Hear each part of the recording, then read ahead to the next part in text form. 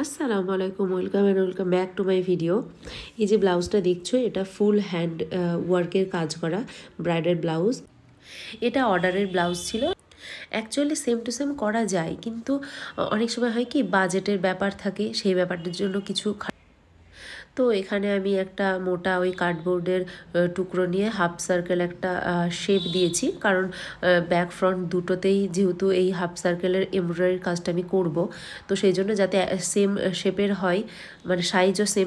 তো এখানে হাফ সার্কেলের মিডিলের একটাতে আমি ছোট্ট পুচকু পরা বুটিস ইউজ করেছি, ওটা ফ্যাব্রিক গ্লু দিয়ে আটকেছি, পরে যদিও শুকিয়ে গেলে এটাকে আমি স্টিচ করে দিয়েছিলাম।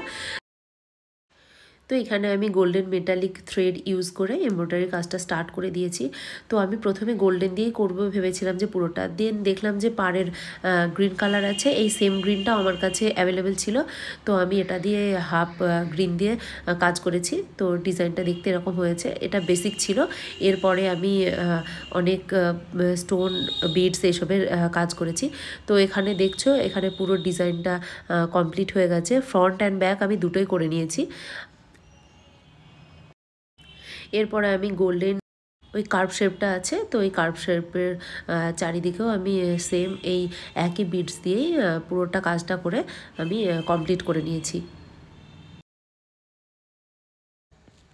এরপরে এই দুটো সার্কেলের মিডিলে আমি একটা করে রেজিন স্টোন আর একটা করে কুন্দন এখানে আমি গ্লুয়ের সাহায্যে আমি এখানে আটকে দিয়েছি। এগুলো উঠে যাওয়ার কোনো সম্ভাবনা নেই, এগুলো এখানে থেকে যাবে, অসুবিধা নেই। তো এই যে দেখছো, আমি এখানে পুরো করা কমপ্লিট করে দিয়েছি। এটা একটা সাইডে হয়েছিল, ব্যাকের একটা সাইডে। এরপরে আমি পুরোটা স্টিচ মানে পুরো চারিদিকটা করে নিয়েছি। তো পুরো আমার নেকের ডিজাইনটা করে নেওয়ার পরে আমি দেখলাম যে অনেক হালকা হালকা লাগছিল, তো আমি ভাবিনি আমি এক্স্যাক্টলি এই ডিজাইনটা করবো। আমি খানিক ভাবলাম, ভেবে দেখলাম যে এই মানে এটা খুবই কমন একটা ডিজাইন, একটা করে গ্লাস বিডস দিয়ে আর একটা করে সিকুয়েন দিয়ে, বাট দেখতে অসাধারণ লাগে। মানে একটা একদম সিম্পল একটা ড্রেসকে এত সুন্দর বানিয়ে দেয়। তো আমি ব্লাউজটার এই যে আমি পুরো মানে ব্যাক অ্যান্ড ফ্রন্ট দুটোতেই আমি পুরো যাতে ভরাট ভরাট লাগে, একটু খানিকটা ডিস্টেন্স করে মানে রেখে রেখে আমি এই পুরো ডিজাইনটা করেছি। আর এই যে স্লিভস দেখছো, স্লিভসটাতে আমাকে যে ব্লাউজটা বানিয়েছে ক্লায়েন্ট, ও আমাকে একটা ডিজাইন দেখেছিল যেটাতে ভার্টিক্যাল লাইনের একটা ডিজাইন ছিল, তো আমি ওটাই করব। তো সেই মতন করে আমি এই যে অপোজিট সাইডে একটা করে লাইন আমি টেনে নিয়েছি। তো আর আমি ওই যে মেটালিক যে থ্রেডটা আছে, মেটালিক থ্রেডটা দিয়ে আমি ডিজাইন করব। তো এখানে আমি মেটালিক গোল্ডেন থ্রেডটা দিয়ে আমি ভার্টিক্যাল লাইনগুলো এখানে করে নিয়েছি। আর ব্লাউজের ফুল বডিতে যে ডিজাইনটা আমি করেছি সিকোয়েন আর গ্লাস বিডস দিয়ে, তো এটা আমি হ্যান্ডেও আমি সেম ওটাই করে নিয়েছি। এটা না আমার ফার্স্ট ব্রাইডাল ব্লাউজ ছিল, তো এটা করতে গিয়ে আমি সত্যি বলতে অনেক কিছু প্রবলেমের সম্মুখীন হলাম, আর বুঝতেও পারলাম অ্যাকচুয়ালি আমাকে কী কী চেঞ্জ করতে হবে বা কী করে করলে আমার সময় বাঁচবে, সুবিধা বাঁচবে। তো প্রত্যেকটা কাজেই কিছু না কিছু শেখাই যায়। তো যাই হোক, আমার ওখানে স্লিপস করা কমপ্লিট হয়ে গেছে। আর এই যে চারটে টুকরো, এই চারটে টুকরো অ্যাকচুয়ালি লাটকান করার জন্য আমি করেছি, আর এটা সম্পূর্ণ হ্যান্ডওয়ার্কই ছিল ডিজাইনটা।